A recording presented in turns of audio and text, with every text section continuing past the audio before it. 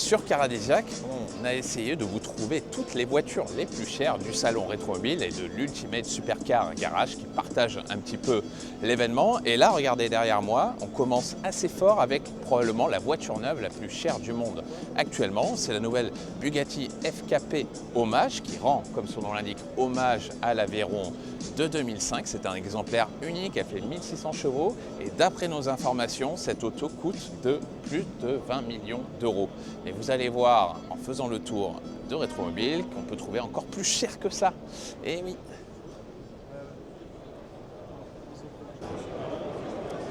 Ça aussi, c'est une Bugatti, mais beaucoup plus ancienne. Elle date de 1938, c'est la Type 64. Et l'histoire de cette auto, elle est un peu triste. En fait, c'est Jean Bugatti qui la concevait, mais il s'est tué à l'été 1939. Et quelques semaines plus tard, eh bien, l'Allemagne a envahi la Pologne. Et du coup, Bugatti, eh bien, ils ont abandonné ce projet qui devait remplacer la lignée des Type 57. Et il faudra attendre très longtemps derrière pour qu'il y ait un autre modèle. C'est dommage parce qu'elle était magnifique, hein. C'est une très grosse voiture, sublime quand même. Et en plus là, elle est dans son jus. Elle appartient au musée Schlumpf. Et c'est difficile d'estimer la valeur de cet exemplaire unique, mais on est très certainement au-dessus des 20 millions d'euros. Alors là, on est devant les lots de la vente aux enchères Gooding et Christie's qui a eu lieu hier. On n'a plus le droit d'approcher les voitures parce qu'elles sont vendues, mais il y a une grosse surprise parce que la rouge, là, la 288 GTO de Ferrari de 1984, elle a dépassé les 9 millions d'euros aux enchères. C'est un record absolu pour ce modèle et c'est une auto qui, il y a quelques années encore, ne valait que 1, 2, au maximum 3 millions d'euros. Bon, le fait qu'elle n'affiche que 1500 km au compteur aide sans doute un peu, mais vraiment les supercars modernes prennent beaucoup de valeur. Preuve que les voitures modernes ont la cote, la FXXK qui est derrière moi qui date de 2018, celle-là aussi elle a dépassé les 6 millions d'euros dans la vente aux enchères. Et la FXX derrière de la précédente génération, elle a dépassé aussi les 4 millions 4. Donc bah oui, ça en fait partie des voitures les plus chères de Rétromobile et des voitures modernes les plus chères aussi. Alors je trouve ça absolument incroyable, mais cette magnifique Talbot Lago goutte d'eau de 1938, elle s'est vendue un peu moins cher que la 288 GTO Ferrari qu'on vous a montré. Celle-là, elle a atteint 6,7 millions d'euros dans la vente Gooding Christie's. Pourtant, pour moi, honnêtement, je pense que c'est la plus belle voiture de tout le show là.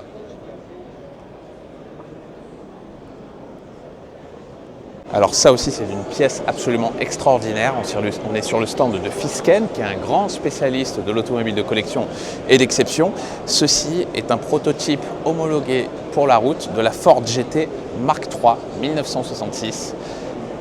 On n'a aucune idée de la valeur de cette voiture, ils ne veulent pas nous la dire, nous la donner, mais a priori là on est très au-dessus des 20 millions d'euros. C'est une pièce exceptionnelle.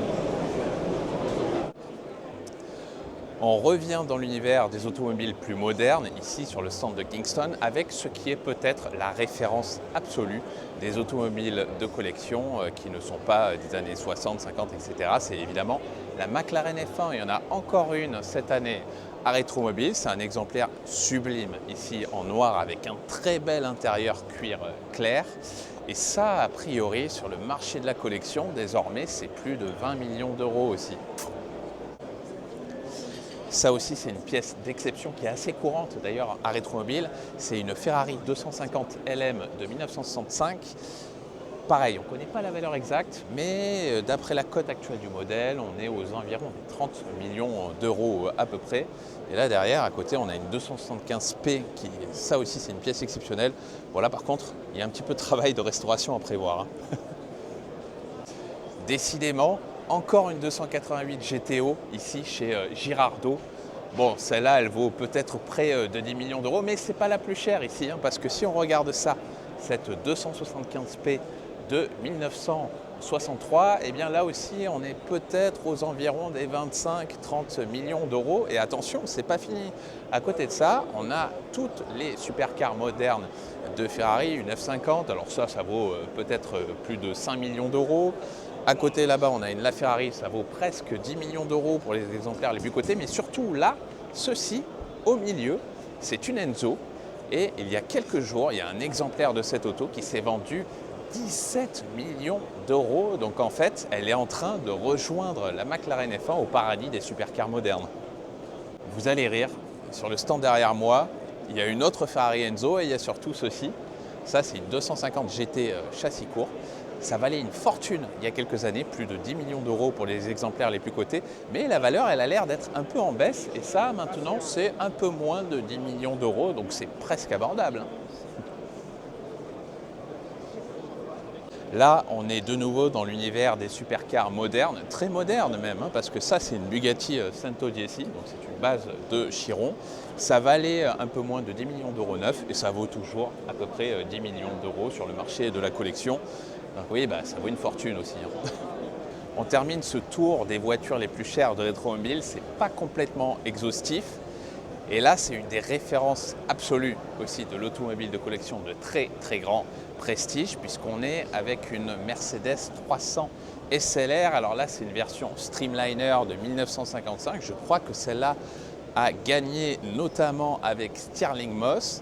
C'est pas la voiture la plus chère du monde, non, parce que la voiture la plus chère du monde, officiellement, c'est une version très proche de ça. C'est la 300 SLR coupée, qui a dépassé, qui a même atteint 135 millions d'euros lors d'une vente il y a 3 ans. Il n'y en a que 2 d'ailleurs dans le monde et ils étaient tous les 2 au musée Mercedes. Non, là, en fait, il y a un exemplaire de cette version-là qui s'est vendu l'année dernière pour 46 millions d'euros. Et il est fort à parier que cette auto prenne encore un peu plus de valeur dans les années à venir. Donc, oui, ça fait beaucoup d'argent quand même.